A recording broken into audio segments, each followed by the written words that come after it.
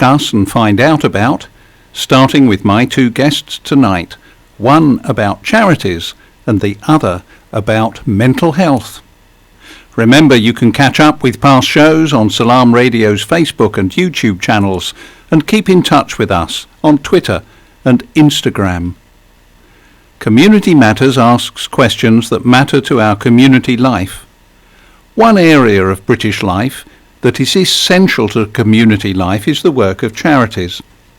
And I'm delighted to welcome in the studio my first guest tonight, Mr. Mark Jackson, who recently chaired the 9th Annual Peterborough Charities Conference at Kingsgate with over 150 delegates.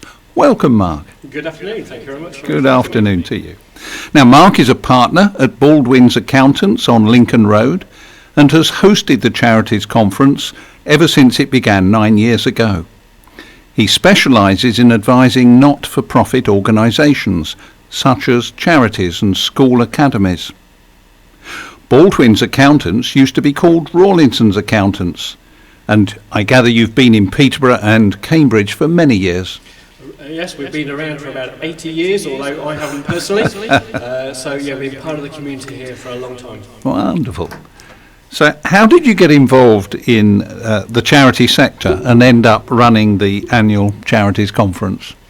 Okay, so being part of the local community, Rawlinson's have done work with charities for many years, doing their accounts, but also trying to give a bit of extra support as well. And about 20 years ago, a lot of regulation in the accounting world hit charities. And at that point, we had to decide, do we beef things up and do it really well, or do we drop it? And thankfully, we made the right choice and decided to beef up the work we do.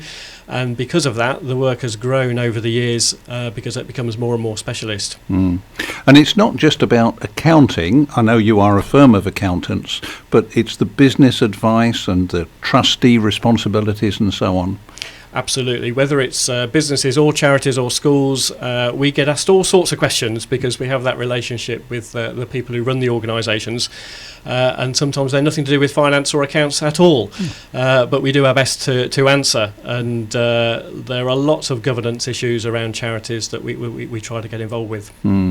Charities sometimes get a bad reputation. There was the investigation into Oxfam overseas and so on. Do you get involved in any of that, and a forensic accounting and auditing and so on? To a certain extent, yes. I mean, hopefully the charities we act for don't go wrong, but sometimes things do happen, and sometimes we're involved in supporting charities perhaps where something has gone wrong and they have to report it to the authorities, but perhaps more importantly putting in processes to make sure things don't go wrong again. But yes, we've also come across a charity that before we acted, thankfully, there was a fraud, and therefore we're kind of picking up the pieces with support from forensic accountants within the Baldwin's Group to try to unpick exactly what has happened. Very unfortunate when things like that do happen, particularly in charities. Yes, gives the sector a bad name, but it's a very small minority of charities, I think, that have misbehaved. Absolutely. I mean, there are many charities across the country, and the ones that often hit the news are the ones where things go wrong. But as you rightly say, it's a small minority. Now let's come to the conference. What were the highlights this year for you? So, I mean, one of the reasons we do it is because it is just so good to get all these charities together in the same room and talking with each other and sharing good ideas with each other. And the buzz around the day is always really positive. And so people go away saying, great, we've made new contacts, we've learned something that we can take away back into our own charity to make a difference and to hopefully do whatever they're doing better than they were before then. We had a whole variety of topics in the day, and we draw in kind of experts from all sorts of different fields. And we had somebody from the Charities Aid Foundation, which is a national bank, an organisation that gives all sorts of advice to charities. And they were just kind of updating us on how charities are nationally, some of the challenges, some of the positives, but there's an awful lot of work to do, and lots of good people out there trying to do it. What about some of the other speakers? I think you were a guest speaker on your own show, as it were. Indeed. So, yes, I always try to kind of introduce the day and kind of host it and keep everything moving along. But I also give a bit of an update about some of the key things that are happening at the Charity Commission and in the world generally. And I also led one of the breakout sessions as well on some of the principles about being a good trustee. There are lots of well-meaning trustees out there, but sometimes they're not always doing things in the right way or doing them as well as they possibly could. So it's always good to be reminded of some of the do's and don'ts of trustees. I think if you've just missed the Charities Conference this year, you want to get your name down to go next year. How do people do that? So absolutely, we'd love to have even more next year. There's plenty of space over at Kingsgate where we hold it. So if you want to contact us locally at Baldwin's, email me, mark.jackson@baldwinsgroup.com, or phone us on 01733 568 321 and just register your interest, and we'll keep you up to date with a few things that are happening in the charity world. But if you want the date now, it's the 9th of June 2020. It's already being planned. Indeed. And the date has been reserved. That's wonderful. I don't think we realise just how significant charities are to community life. And I came to your conference this year, but when I came last year, it seemed a slightly different flavour. There were people from national charities who were able to look at the picture across the country and were telling us here in Peterborough, we're a bit of a black hole. We're not looking for the grant funding that we could really be entitled to. Is that your experience? It's certainly, yeah, absolutely. So we've had the Lloyds Bank Foundation last year at the conference, and we had the Big Lottery Fund with us this year, and both of them, who have clearly got lots of money across the country given out to all sorts of organisations, both of them say Peterborough has been a bit of a black spot over the years, with not enough people coming forward to claim money. So absolutely the encouragement out there is, if you have a particular project that you think might fit one of their funds, look them up and see whether you can apply or not. And is part of your support for charities helping them make those grant bids? To a certain extent. We try to signpost people to where grant funding might be, hence having people like the Foundation, the Big Lottery at the conference. And we sometimes are kind of in the background a bit in terms of grant applications. Certainly if people need to dig out numbers, we can help with that.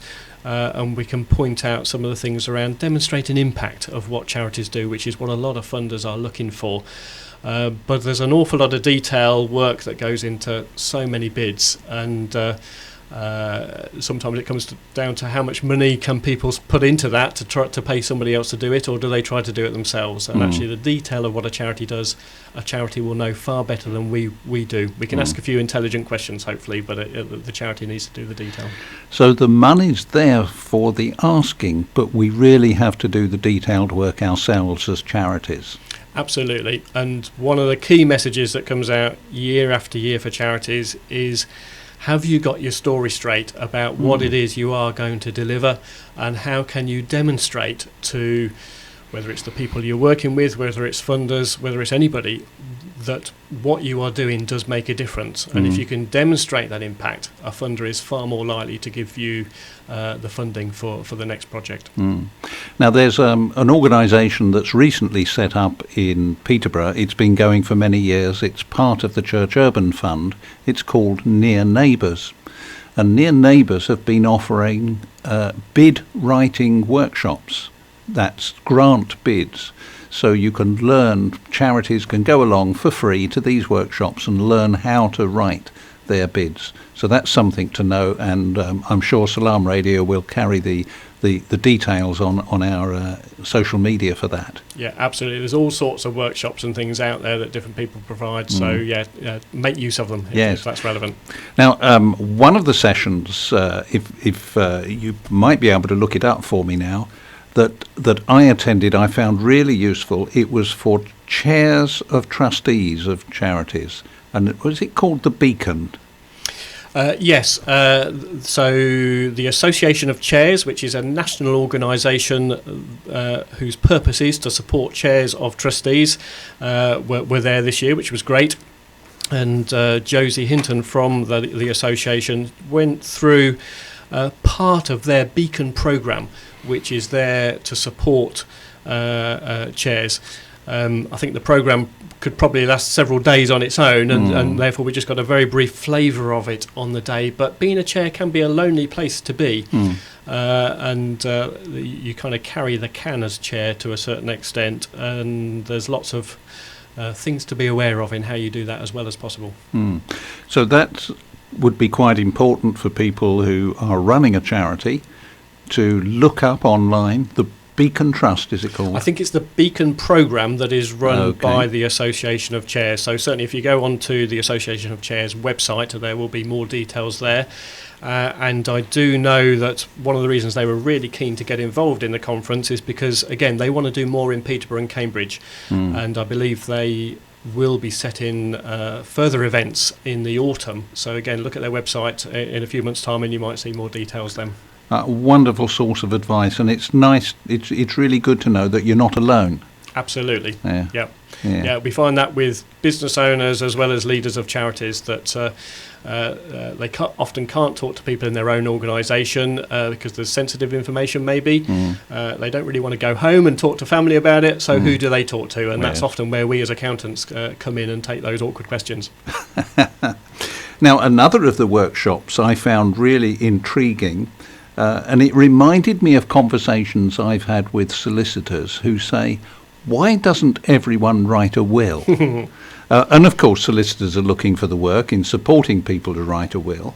But this workshop was about encouraging legacies, so that when people do sit down and decide to write a will, they put aside some of their money. It could be a fixed amount or it could be a percentage of what they're going to leave behind, will go to charities of their choice. Can you say any more about legacies? Yeah, absolutely. I mean, this was a topic I've been wanting to find a good speaker on for a few years, and Sue Ryder thankfully came along to support that, together with our very own Julie Bloodworth at Baldwin's, who looks after our wills and probate team. When charities receive legacies, it can make such a big difference to the operation of that charity. And they can do things that they could never normally do out of normal funds, so it can help charities make a step change. I wasn't too sure about the title of this session. Encouraging legacies potentially means encouraging people to die, but that clearly wasn't the intention.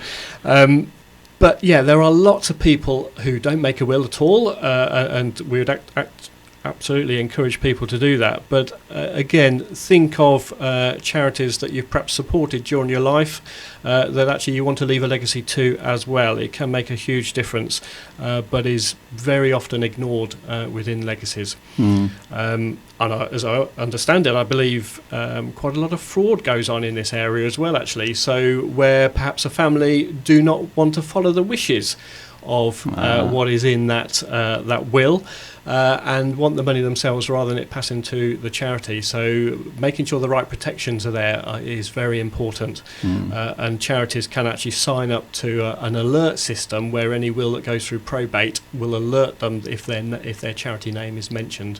So yeah, it's a big area and can make a big difference. And again, it's all about getting the message across to people who might leave a legacy, that what a difference your legacy might make. Indeed. And I think there might be two reasons why people don't make the start at writing a will. And one is this sort of psychology of thinking, well, if I write a will, then I'm admitting I'm going to die. And if we don't write a will, we don't have to think about death. But the other, perhaps, rather more practical thought is that how much on earth would it cost? And do I really want to spend my money now writing a will? I'll get round to it later. But I do know in my own role as Vicar of St Mark's and working with families where somebody's died, if there isn't a will, it makes so much more heartache and difficulty and work to be done. Absolutely. What is a difficult time anyway? Yes. So yes, absolutely. I think pretty much guaranteed we will all die at some point, and we don't know when. So it is important to put things in place. Yeah. And something that was mentioned by the Sue Ryder workshop was free wills. Mm-hmm. They actually offer free wills written by a solicitor. Yep. So some solicitors do this. Some solicitors kind of have a free will week or something to encourage that. Clearly there is an element that they hope further work comes from it down the road, but nevertheless this is solicitors giving up their time to do that. Really good. Let's look at the charity domain across the city of Peterborough. What's the scale of charity work in Peterborough? Are we international, national, local? Yes, and yes. So we do have a number of international charities who happen to be based in Peterborough. Some names like Legacy Mission and Deafblind UK, Kidney Research. So some big kind of household names who happen to be located here. At the other end of the scale, very small organisations that the only people that they have are the trustees. They don't employ anybody. They probably have very little money, but nevertheless doing some really good work in their own particular field. I don't actually know how many charities there are in Peterborough. It's hard to get definitive numbers on it, but I suspect it could be 500 or more in all sorts of different sectors and making a big difference to life here in the city. Absolutely. And I don't think that charities are just here to fill the gap where the government has withdrawn funding and where the city council has less money to spend. I think there's always been a sense of charitable work. Absolutely. I mean, I forget the detail, but I think charities first appeared in legislation several hundred years ago, and therefore there's been all sorts of things over the centuries that have been charitable. There do seem to be more charities around now, and again, I forget the stats, but there are several thousand new charities being formed every year. Some are where maybe public or bodies effectively outsource part of the work they're doing and do that via a charity. There are one or two examples locally and in the health service across the country as well. And that can give an organisation a new focus. Sometimes it can be because of some of the tax breaks, but there are such organisations there, but a lot of others have been around years. Maybe there is more need out there now because of some of the pressures on our public authorities that some charities are picking up. And I remember when I came to see you a couple of years ago and to say, we've got a residents' association, but we think we need to be organised and constituted a little differently. This is what we do. What would you advise? And we came back with forming a registered charity. But are there other types of organisation that suit different situations? Yes, it's one of the questions I kind of start with when anybody comes to me in the same way you did, Adrian, as to why do you think you need a charity? Is it the right vehicle or not? There are all sorts of different models out there. There's things like community interest companies that aren't charities, but they have some of the perception perhaps of being community minded and charitable. And then there are fully commercial organisations and the limited companies that sometimes actually can do just as good a job without a lot of the regulation as a charity can do. There's nothing to stop a commercial organisation having that heart for charity as much as a charity itself does. Some of the best companies out there have really good CSR policies and are putting a lot back into the community as well. Community interest companies. So what are they about? Why would they exist? They were introduced probably 15 years ago, something like that, and were an attempt perhaps to bridge the gap between a fully commercial company and a charity. I sometimes describe it as you don't actually get the best of either. So you have none of the tax benefits and none of the potential funding benefits that maybe charity brings. But you're more heavily regulated than a standard trading company. But Some funders will look at a CIC slightly differently, and maybe it just encourages people to get involved a bit more in whatever it is that they are doing, because it adds that extra focus into why an organisation is there, that they are there to support the community, that they're not there to take excessive salaries or dividends out of that organisation, and there are certain kind of locks within the constitution that enable that. So in a sense, it's a company, and all companies strive to balance the books and make money. If they make profit, that profit goes back into the work of the organisation then. Yep, absolutely. And again, with charities, that's one of the questions I ask right at the start. Is this charity financially viable? Lots of people assume that just because the word charity is there, lots of money will start flowing in. It doesn't happen like that, unfortunately. No, I know. And it can be really hard work to get the right level of funding in. Yeah. But if an organisation isn't up to forming its formal trustees and becoming a community interest company or a registered charity, like Community First Residents Association was for 3-4 years ago, is that allowed by law? Yes, albeit it's hard to kind of place where it belongs in the law sometimes. And if, for instance, then something goes wrong, are the people managing that personally liable for whatever's gone wrong? They may well be. And so I would always encourage a formal structure, a legal structure, to be in place. But yeah, there are all sorts of organisations out there, and there are many organisations that perhaps are charities under the law, but they are not registered as charities.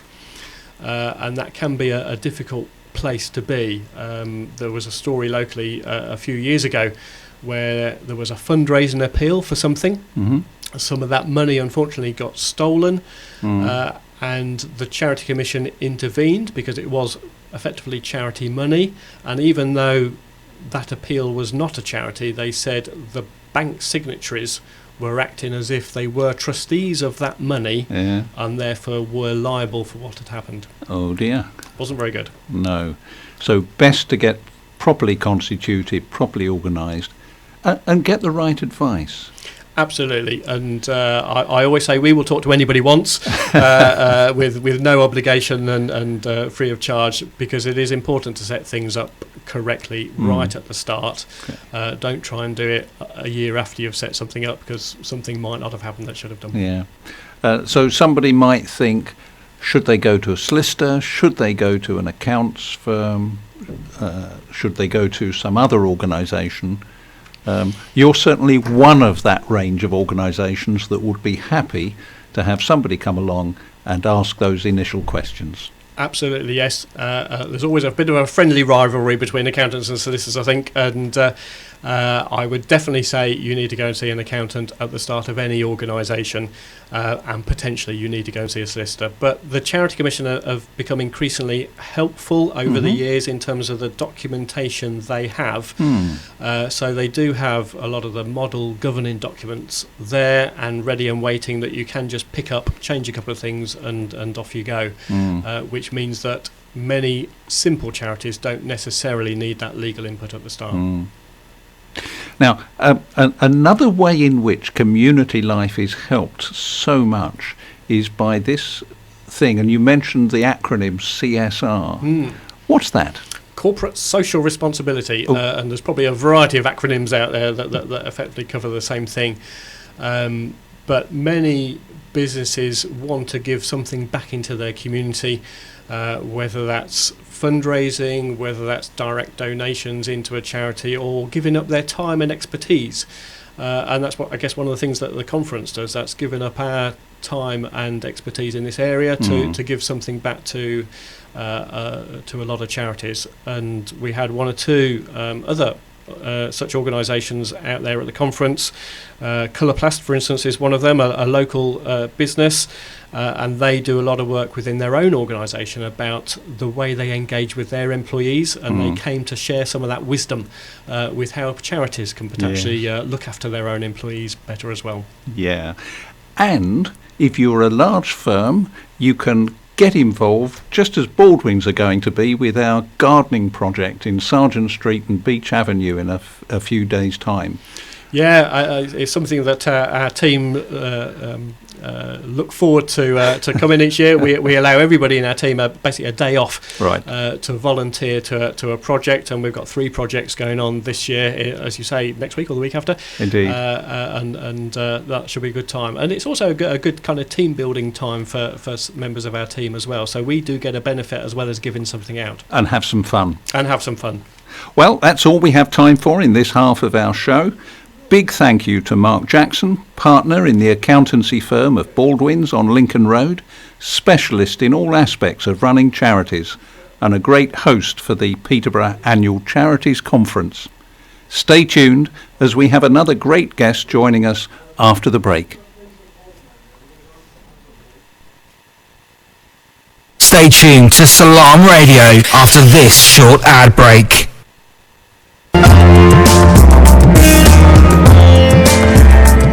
Where can you get high quality and low prices? Amar Food Store and Halal Meat in Lincoln Road Triangle is the place to go. Pay us a visit and take advantage of our special offers and great range of products on groceries, vegetables, fruits and halal meat. Also send money to Pakistan absolutely free. We have all top brands at special offers, offer free customer parking and provide a free local delivery service. Amar Food Store and Halal Meat, 613B Lincoln Road, Peterborough. Call us on 01733 687 374. High in quality, low in prices. Peterborough just got a whole lot tastier. Five Lads Flame Grilled Peri Peri Chicken is now open. Bring your family and friends to Peterborough's first HMC meat-selling restaurant. We are experts in grilled chicken, lamb chops and gourmet lamb and beef burgers. Our healthy options include fresh salads and fresh grilled vegetables.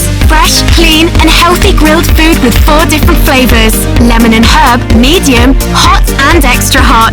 5-star hygiene rating. Eat in, order and collect or order for delivery on Deliveroo. Follow 5 Lads Peterborough on Facebook and Instagram 5 Lads. 15 Cowgate, Peterborough, PE1 1LZ. Call 01733 56 22 87. Open 7 days a week, 12 to 11 p.m. Almarad Tiles. With over 70 stores nationwide, we are now open in Peterborough. Up to 50% discount offers now on. Largest selection of tiles. Full bathroom suites from only £189. Paint, LED lighting, laminate flooring from only £7.99. Over 1,000 designs of wallpaper in stock. We have everything you need. Come and visit us at 193 Fengate, Peterborough, PE1 5BH, or call us on 01733 34 58 47. Almarad Tiles, now open.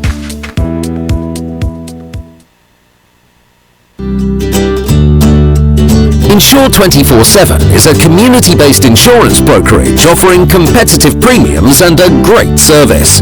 Taxis, properties and businesses, we cover them all. Call us on 01733 856699 or visit our new office at 304 Lincoln Road. Insure 24/7. We've got you covered. Insure 24/7 is authorised and regulated by the Financial Conduct Authority.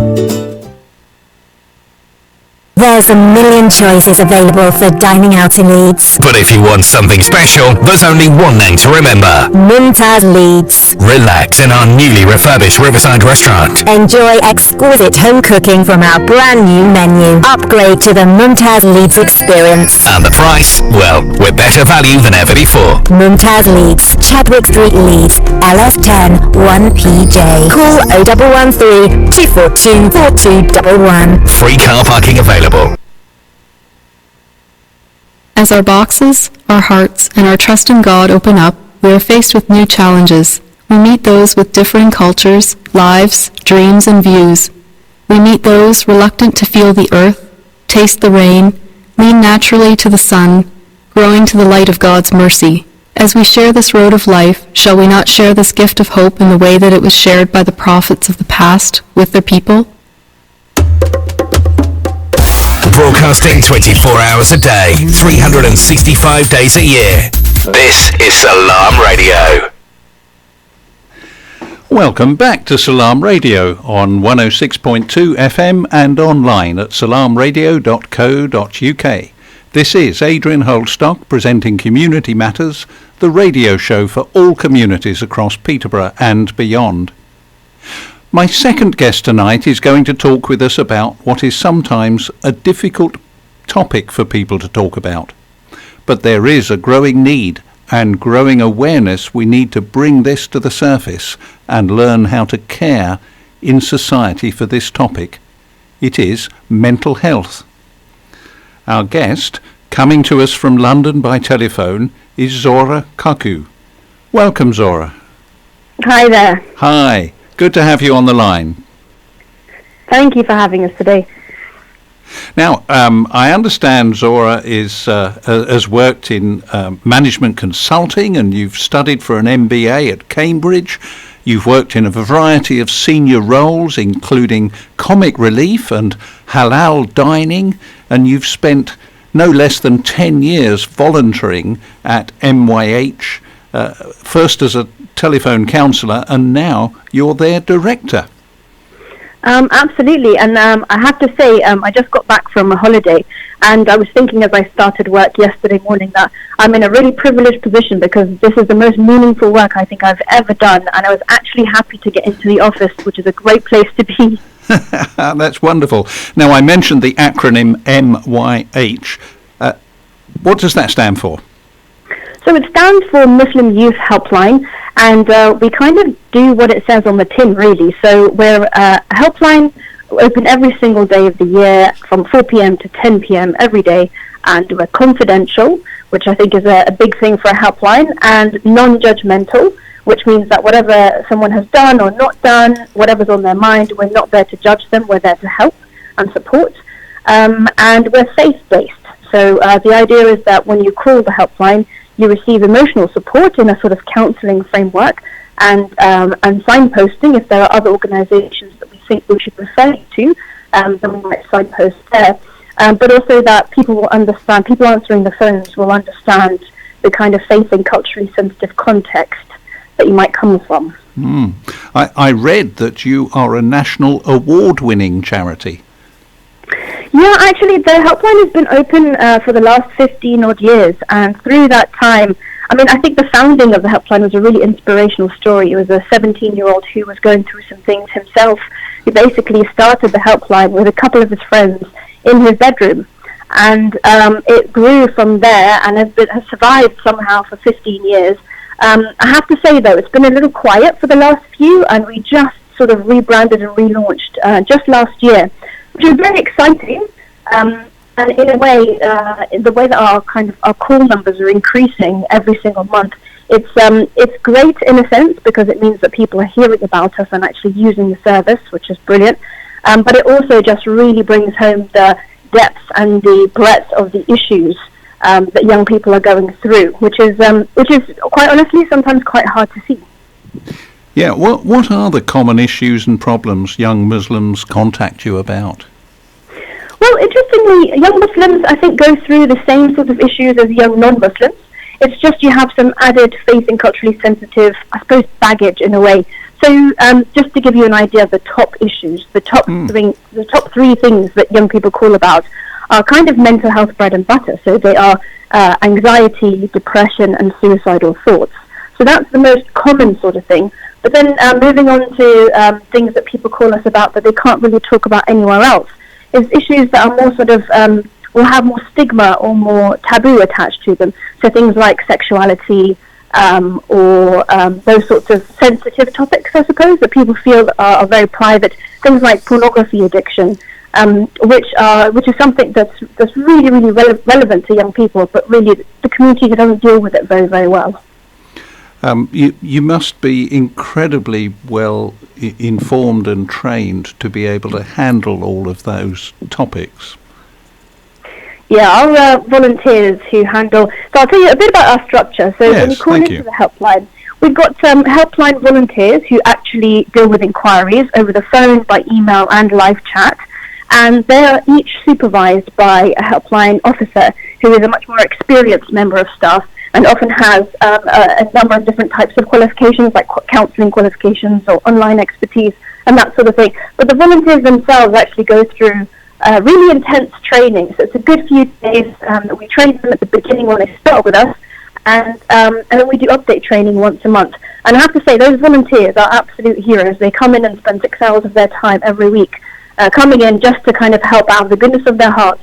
And I think the skills that they have are absolutely invaluable when it comes to life in general. And I do sort of view our staff partly as our beneficiaries in a way, because learning those skills and taking them out into the community is really, really, it's something that I think would help young people, even though they didn't know that we were behind it. But are you able to cope and counsel and support people who've called with a very difficult problem? Yeah, I think it can be tough sometimes, but one thing we do is take care of the staff. So volunteers have their helpline officers. Helpline officers receive professional supervision every single month, and they also have helpline monthly meetings where we kind of go through any sort of particularly difficult cases or any sort of personal issues that might be kind of, I mean, it's difficult. If you're listening to someone talking through an issue that might particularly resonate with you, it can be quite difficult. But I think the key is recognizing when that happens and what you can do about it. So as long as we support people, it's a bit of a chain really. It's kind of like our clients are supported by our volunteers, they're supported by our officers, and our officers are then supported by the rest of the staff. So it's quite, a bit of a chain. If anyone were listening who thought they might like to volunteer, are there opportunities for that? Yes, absolutely. Actually, we are actively recruiting volunteers right now. So if you go along to our website, which is myh.org.uk, and just click on volunteer right there, there's a form, and it kind of lays out the expectations and ideas that we have for what the role is. And if you have any questions or anything, there's an email address right there. You can just click on that, and that will come right through to us. But would they have to attend a particular call centre in order to? Yes, that's absolutely. So we are actually currently based in London. So if people are able to, that would be brilliant. But I do think that in the next sort of few months, we'll be looking to kind of create some regional teams. So what we're doing with that right now is just asking who's interested. And if we can have 2 or 3 people from a particular area, it'd be great to create a bit of a presence within the community too. It reminds me very much of the organisation, and I served with them as a volunteer for a few years, Samaritans. So often people would call, and it could be anywhere in the country the call came from, if it was a remote call by email or by telephone. But there were local branches as well. Yeah, absolutely. And actually, it's interesting that you mentioned the Samaritans, because I think one way that that the Muslim Youth Helpline has been useful, I think, in the last year is we've been working with other helplines to help them understand what a faith context might look like. So, for example, we've been speaking to Childline, the NSPCC's helpline, to kind of discuss things like, what does the life of a young Muslim woman look like? What are the issues that they might be going through, so that their volunteer counsellors can then look after those clients better. So in a way, for us, it's about, because our aim is to make sure that our clients' lives get better, it doesn't matter whether they call us or they call Childline. If we've helped Childline to help them deal with it better, then that's a success for us. So that's been really interesting, because I think there are a lot of different organisations that really are trying to reach young Muslims, but it's quite hard to do that sometimes. Yeah, I mean, I was wondering whether the main support services, such as GPs or the NHS, job centres, the police, adult social care, whether those national organisations that are locally provided understand the context of young Muslims. Yeah, I think that can be really difficult. And actually, coming across loads of practitioners in the country, it's very interesting to see, for example, someone who works with our organisation who has a course that they deliver to NHS professionals around things like what does black magic and jinn possession and things like that mean in a Muslim context. Because you have people like psychiatrists who have patients coming on a test, I have a demon inside me, and you know, what can I do about that? And they're not really sure what the context is from a religious point of view. And so trying to kind of create that extra cultural understanding is something that hopefully people are doing. But it's true, I think it's quite difficult to understand that when it's not included in training. So perhaps it's possible that those organisations would refer somebody to speak to you because you would understand the context? Yeah, absolutely. And the other thing I think we do is things like just kind of supporting people in between appointments. So we have a number of clients who, for example, are seeing a therapist and are getting some treatment, but you know, it's sort of they see them every Monday, and on Thursday they just want to talk through something that happened in their day. And we're quite happy to do that. So that sort of in-between emotional support, where it's not really the counsellor or the doctor that you need to see, it's just someone to talk to. That's really what we're there for. I notice you mentioned one of the topics that no one likes to admit to, and that is addiction to pornography. How much of a problem is that proving to be? Well, that's an issue that I think I like to bring up as often as possible, and that's because I think we're really not tackling it very well, whether it's within the Muslim community or just in the general community. So just to give you an idea of numbers, last year in June, fully half of our inquiries were around pornography addiction. But the really interesting thing I thought was half was men and half were from women. And even internally, that's the thing, the reaction usually is, oh, that's interesting. And I think that's because we don't really think about or talk about women and pornography addiction, but it's clearly an issue. And so I do feel that we have a bit of a responsibility to say, well, actually, in a very anonymous way, well, we know that pornography addiction is an issue, so we need to go back to the community and say, hey, what do we do about this to make sure that, firstly, young people can get help when they need it, and also, how do we prevent this from happening? So what's the cause of all of this addiction? What's happening? What's the isolation that's going on within society, which means that this is what young people are turning to? And often the way it presents is people will get in touch with us and tell us that they feel absolutely awful. And really, nobody wants to go through that. So it's something that's a very, very private, very sort of secret issue that's happening. But because we know it's happening, it really is worth trying to raise awareness as much as we can, just to say, you know, what's the right way to deal with this thing in society to make sure that it doesn't happen, or that we can help people earlier.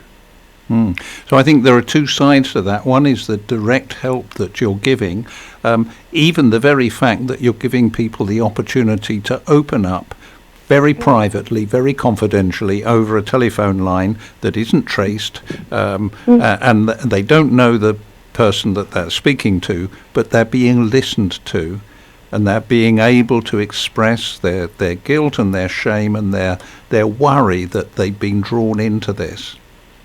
Absolutely. And the thing is, I think, you know, when it comes to stigma and taboo, I suppose it depends on, you know, where in society you come from, you know, sort of what you consider as worse, or a worse problem, or a worse issue. But one of the most interesting things is we have people who are in, I suppose, what a sort of faith community would consider a legitimate relationship, so a marriage or something, and they're saying, well, look, I'm having issues being intimate with my partner because of my pornography addiction. And it's something they absolutely do not want to go to any sort of religious kind of area, sort of like a scholar or a sheikh or something like that, because they feel like they just can't talk about it there. And for them, it's that kind of fear of judgment of, you know, I thought this only happens to people who are single, or people who are younger, or people who have, you know, X, Y, Z kind of issues. But it's me. And I'm just kind of like, I thought I was a normal person, but clearly I'm not. And that can be really, really hard to feel that isolated, to think, well, actually, I'm the only person going through this, and I can't talk to anyone about it.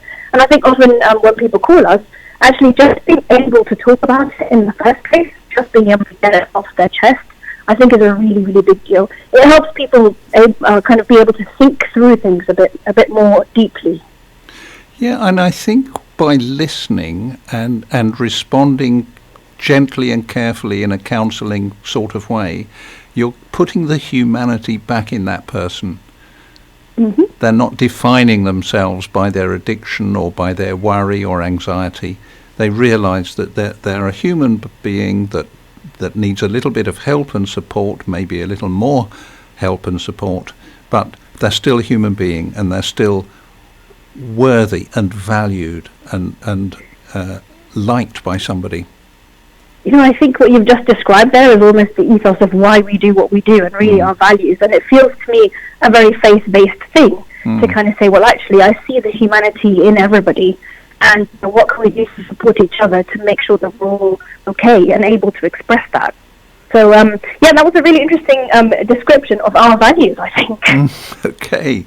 Now, another very sensitive topic, I imagine, and I'm from the Christian faith, but so I think this is a tricky topic both in Christianity and also in Islam. It's the question of the LGBT community, or the people with one or other leaning in an LGBT form.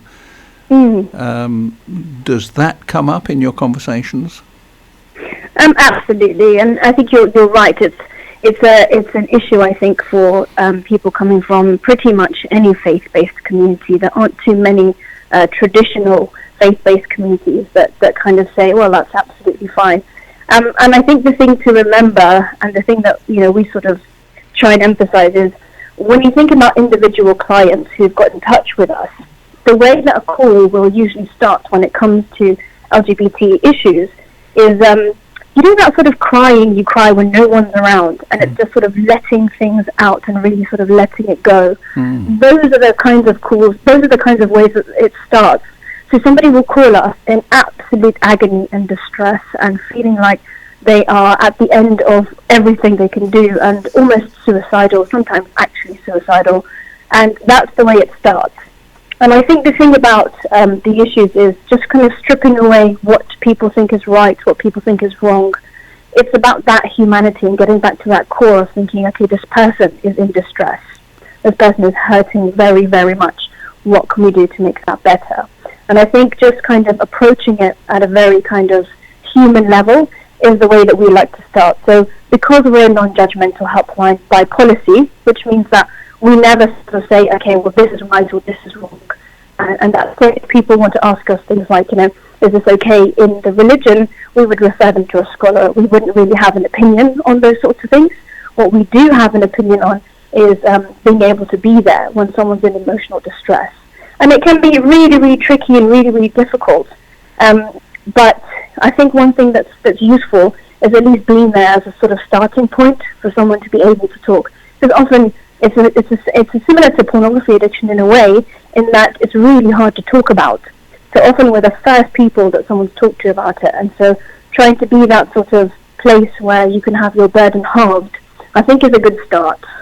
I mean, from a Christian point of view, I happen to be a Christian leader. I'm a vicar in a local Church of England church, so I'm aware of the Christian values that we hold, but also of the pastoral needs of people that I meet. And in a way that has softened my attitude and made me very non-judgmental towards people. God is the judge.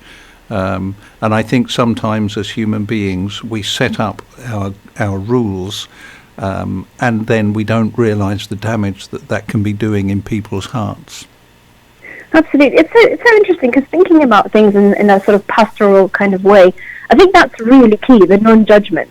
So, I mean, if all of us went around on the planet not judging each other and not being afraid of who each other are, I think that would be absolutely life-changing. Because if you're not judging people, then you're not threatened by anything they are or want. And that means that you can just be who you are, and it's absolutely fine. And I think that's a really interesting thing to think about in terms of, could we stop judging each other and let God be the judge?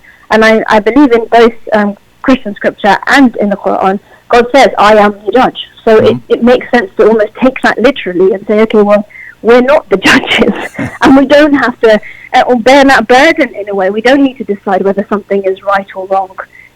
We can actually just let people be, and I wonder if that would make a difference.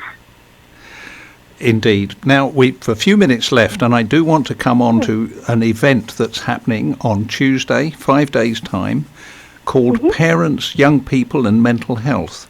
Is this something that you're personally involved in? Yes, I'm actually hoping to be delivering the workshop myself. Okay. And I'm very much looking forward to it. I think it's something that's much needed. Can you tell us any more details about where it is and the contents and so on? Sure. So the details in terms of where it is and timing and things like, well, it's Tuesday morning in Peterborough, so the details are all up online. But in terms of what the actual workshop is so I think sometimes sort of being a parent can be really, really difficult. And young people are going through so many things in so many different ways. So just to take the example of social media, for example, we had a client a couple of months ago who was being bullied. It was Islamophobia, so it was a young 14-year-old who was basically being beaten up by boys at her school because she was Muslim. And the interesting thing, or one of the interesting things about this case was she decided not to talk to anyone, not her parents, not her friends, not her teachers, until she called us a few weeks in. So she'd been physically bullied, which I think nobody would say that was okay, and she just couldn't speak to the people around her. And so one of the things that we're trying to do is to try and help people have better conversations. So essentially what the workshop is it's almost a course in counselling. So it's active listening and helping to understand how you can have open conversations with your child, your teenager, and make sure that you're able to kind of open those lines of communication when it's appropriate. And I think it's great for if you have children that you're kind of concerned about or worried about, or thinking actually, once they sort of turn to a certain age or a certain time, are they going to stop talking to me, and how to kind of help with that. But also if you know any young people at all. So if you're an uncle or an aunt or a godparent or something like that, it's also interesting because it just means that you can have those better quality conversations.